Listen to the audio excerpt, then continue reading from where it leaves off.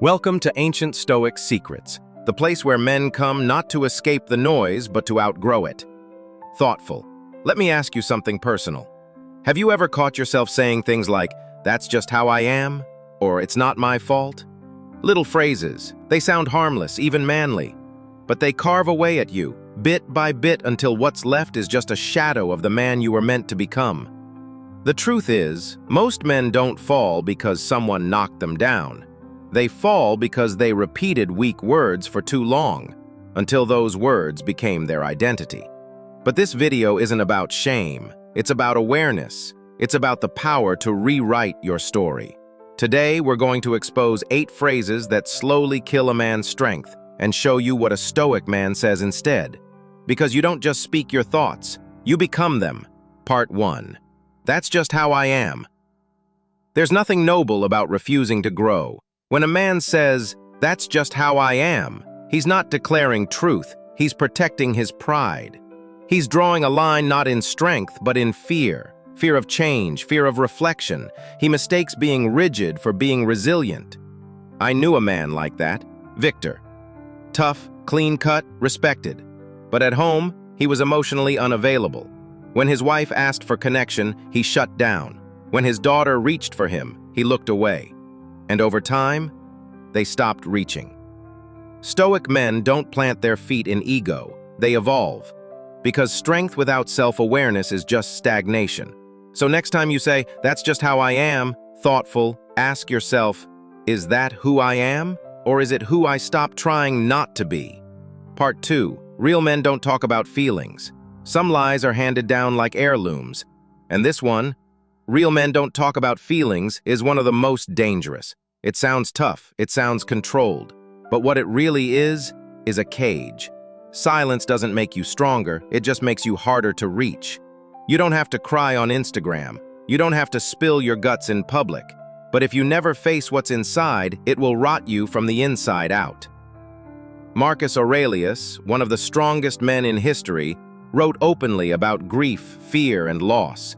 He didn't hide, he didn't pretend nothing touched him. He faced it, calmly, honestly, with dignity. So don't confuse silence with stoicism. The Stoic doesn't run from emotion, he masters it, he names it, he feels deeply, but doesn't let feelings rule him. That's real strength. Part 3. It's not my fault. Blame is easy. It's comforting. It lets you walk away feeling clean, while your life falls apart. When a man constantly says, "It's not my fault," he's handing over the wheel. He becomes a passenger in his own story. He stops leading. He stops adjusting. He just reacts. The Stoics had no patience for this. They taught that your strength isn't what happens to you. It's how you respond. Every time you say, "It's not my fault," you give up your power to grow. You shrink. You retreat. And eventually, no one expects anything from you anymore. True Stoic strength is saying, determined, "This may not be my fault, but it's my responsibility now." That one decision, to take ownership, is what separates a bitter man from a better man. Part 4. I deserve better. This one slips in quietly, especially with age, especially after disappointment. A man looks around at his life, his job, his relationship, the lack of recognition, and thinks, annoyed, I deserve better. But here's the hard truth. If you're not growing, adapting, improving, what makes you think you've earned more? Darren, a finance guy I once knew, kept saying that as his career declined. Sigh, I deserve better. But he wasn't doing better. He wasn't sharpening. He wasn't even trying. Stoic men don't count what they're owed. They ask, thoughtful, what am I still building? Marcus Aurelius said, emphatic, be one. Don't wait to be seen.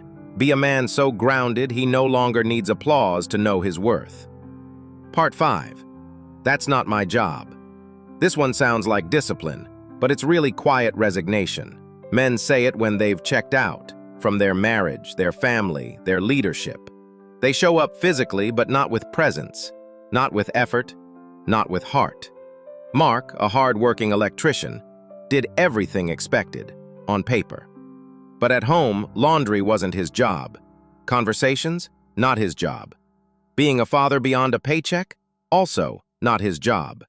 And when his wife left, he said, defensive, "I did what I was supposed to. That's not leadership, that's coasting." A Stoic man doesn't wait to be told. He sees the need and steps in, not for credit, not for applause, but because it's right. Part 6. It is what it is. At first it sounds wise, cool, controlled, but repeated too often, it's not wisdom, it's surrender. Jordan used to say this all the time, after his divorce, after losing touch with his kids, after his business declined.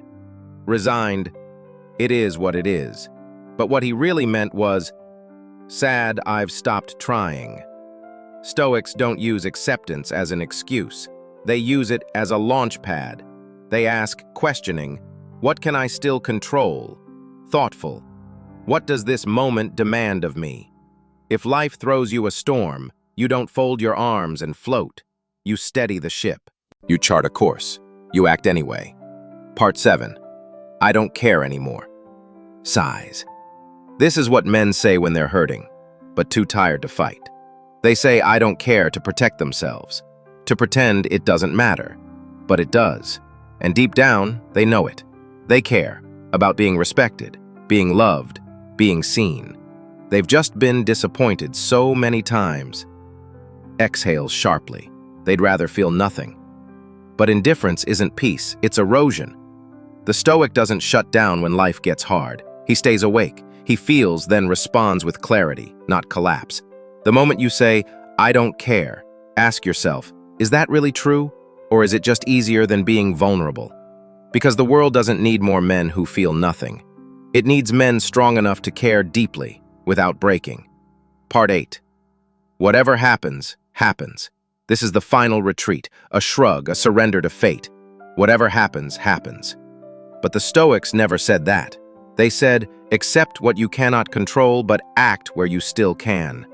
Seneca reminded us, a gem cannot be polished without friction. You don't become a man by floating through life. You become one by choosing how you respond. So when life gets hard, don't look away, don't go numb, don't drift. Instead, ask yourself, what kind of man do I want to become, right here, right now? That's Stoic masculinity, not waiting for better, becoming it. The legacy of words. Your legacy isn't built in speeches. It's built in the small things you say, when no one's listening, when no one's watching. Those phrases, the ones you repeat when life gets hard, they become the script of your life. So choose carefully, speak with clarity, live with intention. And if you've been silent too long, if you've built your identity on excuses, pride, or fear, this is your moment to rewrite. Marcus Aurelius said, the soul becomes dyed with the color of its thoughts. Speak like a victim, and you'll suffer like one. Speak like a builder, and one day, you'll look back and realize you became a man no one had to save. If this hits something inside you, drop a comment. I choose clarity over comfort. Subscribe for more, because the world doesn't listen to noise.